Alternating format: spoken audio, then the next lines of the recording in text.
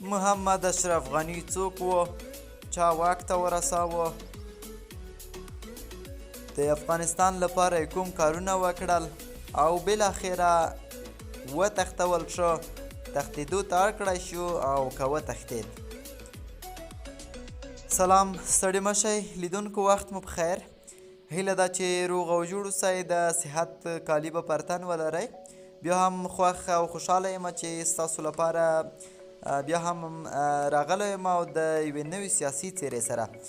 البته له نوم سره به ټول بلد وئ، د افغانستان 14 پخوانی ولسمشر محمد اشرف غني. ستاسو لپاره نن دغه سیاسي سره در پیژنو، له نوم سره ټول بلد یې انشاءالله. زموږ سره پاتې شئ او وړاندې پوښتنې ته موږ ځوابونه درته وایو.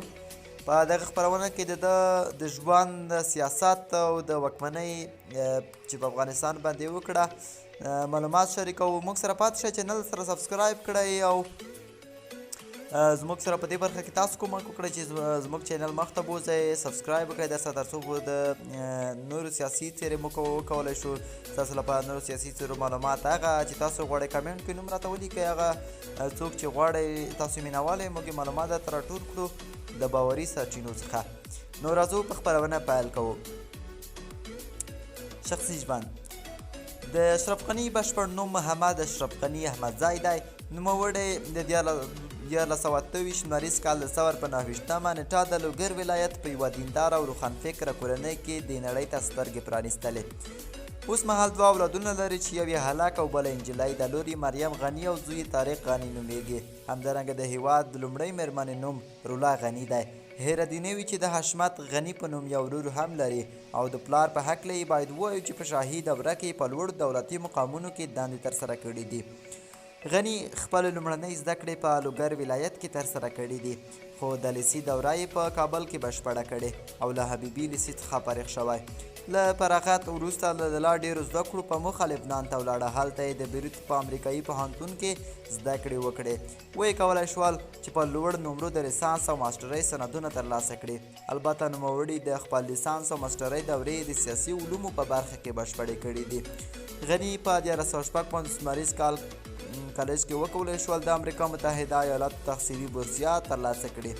په دې توګه یې خپل دویمه ماسټري د نړیوالو اړیکو په برخه کې بشپړه کړه. البته دا دوره یې د کولمبیا په پوهنتون کې تېره کړه. ورپسې په همدې پوهنتون کې د انسان پېژندنې دکتورا وکړه. باید یادونه وکړو چې د خپل دویمې ماسټرۍ او دکتورا وړاندې په 1953 لمریز کال کې د کابل پوهنتون اجتماعي علومو پوهنځي د انسان پېژندنې په څانګه کې د استادۍ مقدسه دنده ترسره کوله. د 2000 او 2008 میلادي کالونو ترمنځ یې د کاناډا له ګولف او امریکا له اسکرانټن پوهنتون څخه افتخاري دکتوراوې ترلاسه کړي دي. همدارنګه د پاکستان په کراچۍ ښار کې د سیرت النبي 1 کلنه دوره هم کړې ده. زده کړې لومړنۍ زده کړې د استقلال عالي لیسه کې او دویمې زده کړې د حبیبي په عالي لیسه کې سرته رسولې. بیا یې ښوونځي په دوران کې APS 1 کلن پروګرام او د امریکا متحده ایالاتو کې بشپړ کړی.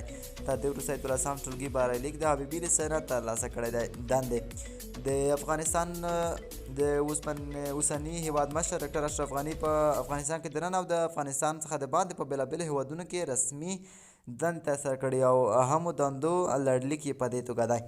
په 2002 زیږدیز کې تر 2002 زیږدیز نه تر 2003 زیږدیز پورې د کابل پوهنتون هغه مهال د ادبیاتو پوهنځي د بشري علومو په څانګه کې د پوهیالي او پوهنیار په رتبه استاد دی. په 1970 زیږدیز کال کې د ډنمارک او اورهوس پوهنتون کې د لنډمهال لپاره میلمه پروفیسر، یو کال د امریکا متحده ایالاتو په ستر پوهنتون بیکلي کې استادۍ دنده، 8 کاله د امریکا په مشهور پوهنتون جان هاپکنز کې استاد، 10 کاله د نړیوال بانک د پالیسۍ او سټراټیژۍ جوړولو په برخه کې مهم مشر. 2004 زیږدیز کې په 2004 زیږدیز راهیسې په سوله ییزه توګه د بهرنیو پوځیانو دندو څخه ګوښه کولو او افغان پوځ ته امنیتي مسؤلیتونو سپارلو کار ته 2014 پورې. د افغانستان 2014 زیږدیز کال د هیواد د مشریزو ټولټاکنو لپاره کاندیدېدل او د هیواد مشر په توګه دنده سمبالول.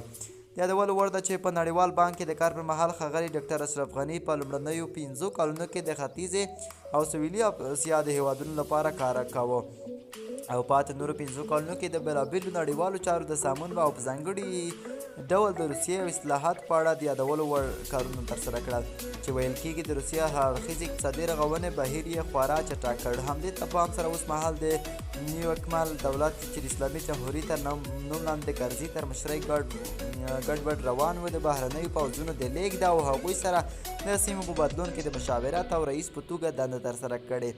له دې وروسته د پراخو ټولټاکنو بهیر کې ځان کاندید کړ او پراخه توګه د نوي هیواد مشر په توګه وټاکل شو.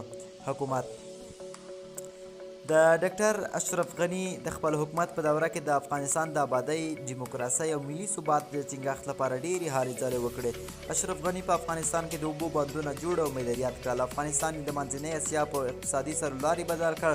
برېښنایي، تذکیري، ټکنالوژیکي ادارې او ډېر داسې نور خدمتونه چې له امله د افغانستان اقتصاد له کمزوري وضعیت څخه متوسط ته روان شو او ورو پر مخ روان و. محمد اشرف غني احمدزي په نړیوال توګه ډېر اعتبار او ارزښت درلود، نو همدا دلیل و چې نړۍ د افغانستان ته په درنه سترګه کتل. هېواد پرېښودنه 2021 کال کې د اګست پر 15مه کله چې طالبانو ته د وینې نه تویېدنې په خاطر د افغانستان 33 ولایتونه تسلیم شول، د هغه وروسته یې د کابل ښار محاصره کړ. په پایله کې اشرف غني د بابل هېواد ته په تګ مجبور شو. که نوموړی پاتې شوی وای، د کابل ښار 5 میلیونه کسانو ژوند به له خطر سره مخ وای. اشرف غني پرته له استعفا هېواد پرېښود او نوموړي هېواد پرېښودنې په اړه بېلابېلې څرګندونې وشوې. چا ویل تاجکستان ته تللی، چا ویل کوم بل هېواد، خو نوموړي د خپل تګ څو ورځې وروسته له متحده عربي امارات څخه پر خپلې فیسبوک پاڼې دا لاندې متن خپور کړ: بسم الله الرحمن الرحیم. درنو هېوادوالو، نن زه د یو سخت انتخاب سره مصادف شوم. ودرېږم چې مسلح طالبان سره چې د ارګ ته داخلېدل غوښتل مخامخ شم او یا له ګران وطن څخه چې ما تېر 20 کاله د هغه ساتنې او پالنې لپاره خپل ژوند وقف کړی ووځم. که پاتې وای، هم بې شمېره وطنوال شهیدان کېدل او هم به د کابل ښار د بربادۍ او ورانۍ سره مخامخ کېده چې نتیجه به یې د همدغه 6 میلیوني ښار کې یوه لویه بشري فاجعه وای.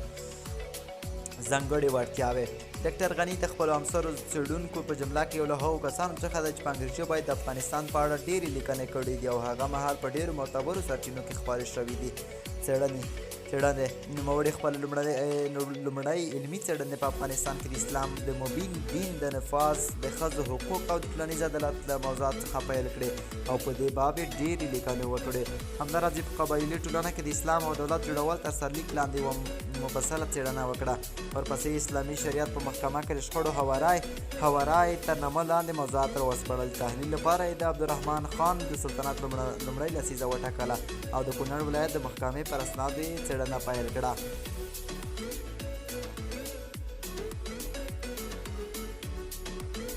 د پخواني ولسمشر غني چاپ شوي اثار